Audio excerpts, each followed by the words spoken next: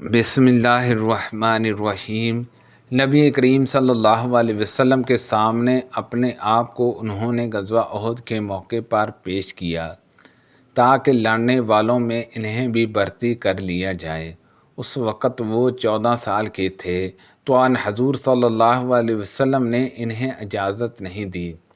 लेकिन ग़ज़वा खंदक के मौके पर जब उन्होंने हज़ूर सल्लल्लाहु अलैहि वसल्लम के सामने अपने को पेश किया तो हज़ूर सल्लल्लाहु अलैहि वसल्लम ने इनको मंजूर फरमा लिया। उस वक़्त वो 15 साल की उम्र में थे। हम रसूलुल्लाह सल्लल्लाहु अलैहि वसल्लम के साथ खंदक में थे। सहाबा रज़ी अल्लाह अन्हुमा खंदक खोद रहे थे और मट्टी हम अपने कंधों पर उठा उठा कर निकाल रहे थे। उस वक़्त हज़ूर सल्लल्लाहु अलैहि वसल्लम ने दुआ की, ऐ अल्लाह, आखिरत की ज़िंदगी ही बस आराम की ज़िंदगी है, पास तो अंसार और महाजरीन की मग़फ़रत फरमा। रसूलुल्लाह सल्लल्लाहु अलैहि वसल्लम खंदक की तरफ तशरीफ़ ले गए। आपने मुलाज़ा फरमाया कि महाजरीन और अंसार सर्दी में सुबह सवेरे ही खंदक खोद रहे हैं। इनके पास गुलाम नहीं थे कि इनकी बजाय वो उस काम को अंजाम देते। जब हज़ूर सल्लल्लाहु अलैहि वसल्लम ने इनकी इस मशक्क़त और भूख को देखा तो दुआ की, ऐ अल्लाह, ज़िंदगी तो बस आखिरत ही की ज़िंदगी है, बस अंसार और महाजरीन की मग़फ़रत फरमा। सहाबा रज़ियल्लाहु अन्हुमा ने इसके जवाब में कहा, हम ही हैं जिन्होंने मोहम्मद सल्लल्लाहु अलैहि वसल्लम से जिहाद करने के लिए बैत की है।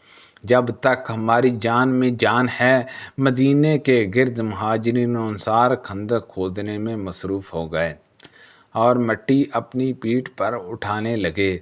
उस वक़्त वो ये शेर पढ़ रहे थे, हम ने ही मोहम्मद सल्लल्लाहु अलैहि वसल्लम से इस्लाम पर बैत की है। जब तक हमारी जान में जान है।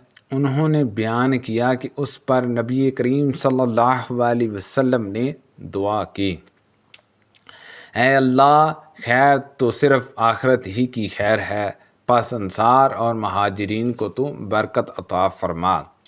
हज़रत अनस रज़ियल्लाहु अन्हु ने बयान किया कि एक मुट्ठी जो आटा और उन सहाबा के लिए ऐसा रोगन में जिसका मज़ा भी बिगड़ चुका होता मिलाकर पका दिया जाता। यही खाना इन सहाबा के सामने रख दिया जाता। सहाबा भूखे होते, जे उनके हलक में चुभता और उसमें बदबू होती, गोया उस वक्त उनकी खुराक का कोई भी ये हाल था। मैं जाबिर रज़ियल्लाहु अन्हु की खिदमत में हाज़िर हुआ तो उन्होंने बयान किया कि हम ग़ज़वा खंदक के मौके पर खंदक खोद रहे थे कि एक बहुत सख्त किस्म की चट्टान निकली जिस पर कदाल और फवाड़े का कोई असर नहीं होता था, इसलिए खंदक की खुदाई में रुकावट पैदा हो गई। सहाबा रज़ियल्लाहु अन्हुमा रसूलुल्लाह सल्लल्लाहु अलैहि वसल्लम की खिदमत में हाज़िर हुए और आपसे अर्ज़ की कि खंदक में एक चट्टान ज़ाहिर हो गई है। हज़ूर सल्लल्लाहु अलैहि वसल्लम ने फरमाया कि मैं अंदर उतरता हूँ। चनाचे आप खड़े हुए। उस वक़्त भूख की शिद्दत की वजह से आपका पेट पत्थर से बंधा हुआ था। 3 दिन से हमें एक दाना खाने के लिए नहीं मिला था।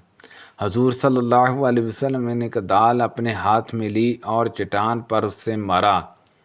चट्टान एक ही ज़रब में बालों के ढेर की तरह बह गई।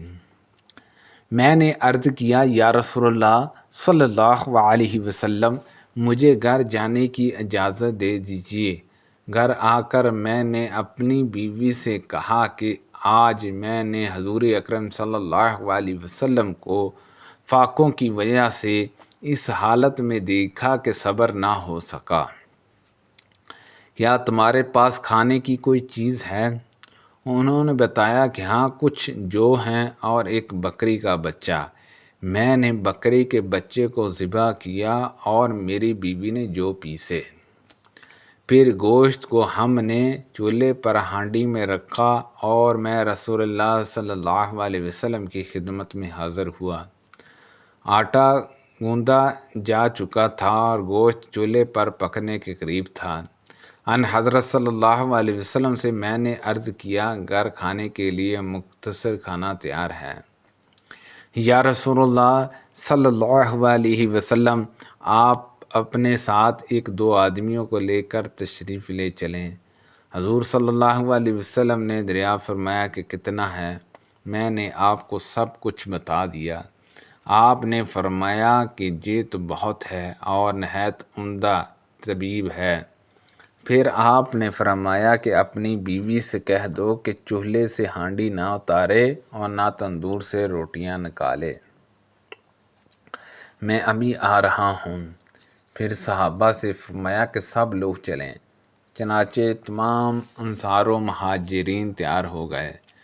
جب جابر رضی اللہ عنہ گھر پہنچے تو اپنی بیوی سے انہوں نے کہا، اب کیا ہوگا؟ رسول اللہ صلی اللہ علیہ وسلم تو تمام مہاجرین و انصار کو ساتھ لے کر تشریف لا رہے ہیں۔ انہوں نے پوچھا، حضور صلی اللہ علیہ وسلم نے آپ سے کچھ پوچھا بھی تھا؟ جابر رضی اللہ عنہ نے کہا کہ ہاں، حضور صلی اللہ علیہ وسلم نے صحابہ سے فرمایا کہ اندر داخل ہو جاؤ، لیکن ازدحام نہ ہونے پائے۔ اس کے بعد ان حضور صلی اللہ علیہ وسلم روٹی کا چورا کرنے لگے اور گوشت اس پر ڈالنے لگے۔ ہانڈی اور تندور دونوں ڈھکے ہوئے تھے۔ ان حضور صلی اللہ علیہ وسلم نے اسے لیا اور صحابہ کے قریب کر دیا۔ پھر آپ نے گوشت اور روٹی نکالی۔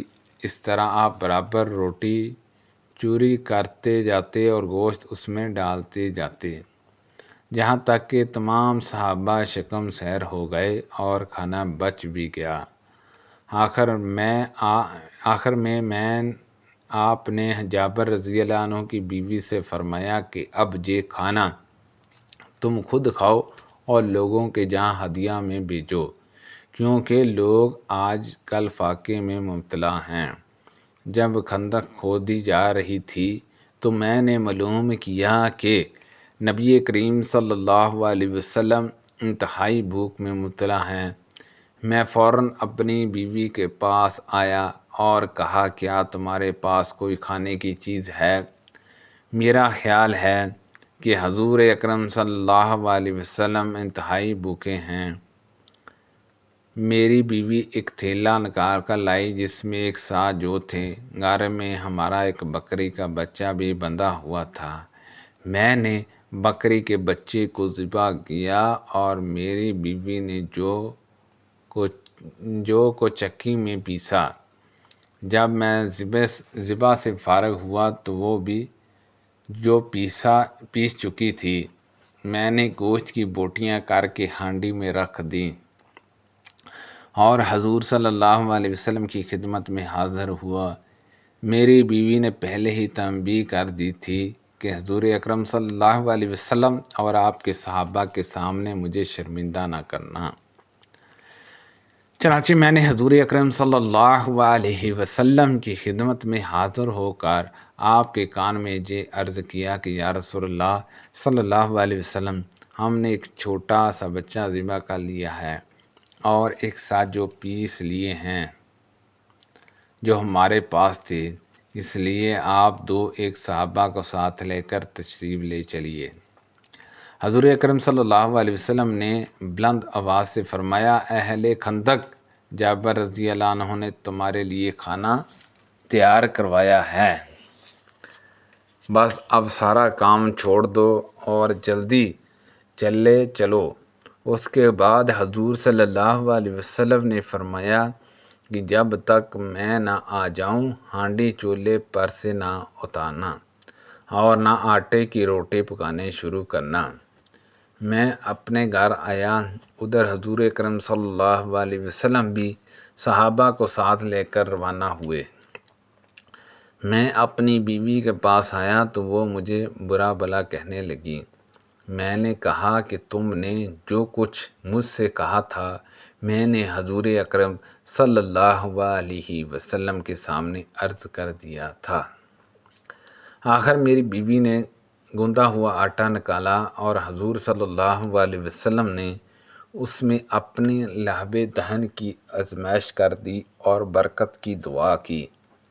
ہانڈی میں بھی آپ نے لہب کی آزمائش کی اور برکت کی دعا کی۔ اس کے بعد آپ نے فرمایا کہ اب روٹی پکانے والی کو بلاؤ، وہ میرے سامنے روٹی پکائے اور گوشت ہانڈی سے نکالے، لیکن چولہے سے ہانڈی نہ اتارنا۔ صحابہ کی تعداد 1000 کے قریب تھی۔ میں اللہ تعالیٰ کی قسم کھاتا ہوں کہ اتنے ہی کھانے کو سب نے شکم سیر ہو کر کھایا اور کھانا بچ بھی گیا۔ سبحان اللہ عز و جل۔ جب تمام لوگ واپس ہو گئے تو ہماری ہانڈی اس طرح ابل رہی تھی جس طرح شروع میں تھی، اور آٹے کی روٹیاں برابر پکی جا رہی تھیں۔ سبحان اللہ عز و جل۔ اللہ پاک سے دعا ہے کہ اللہ پاک کی حدیثوں پر عمل کرنے کی توفیق عطا فرمائے۔ اللہ پاک ہم سب کو نبی پاک صلی اللہ علیہ وسلم اور ان کے صحابہ کرام رضوان اللہ اجمعین کے نقش قدم پر چلنے کی توفیق عطا فرمائے۔ اللہ پاک ہم سب کو صحت و تندرستی عطا فرمائے۔ کوئی غلطی کوتاہی ہو گئی ہو تو اللہ پاک معاف فرمائے۔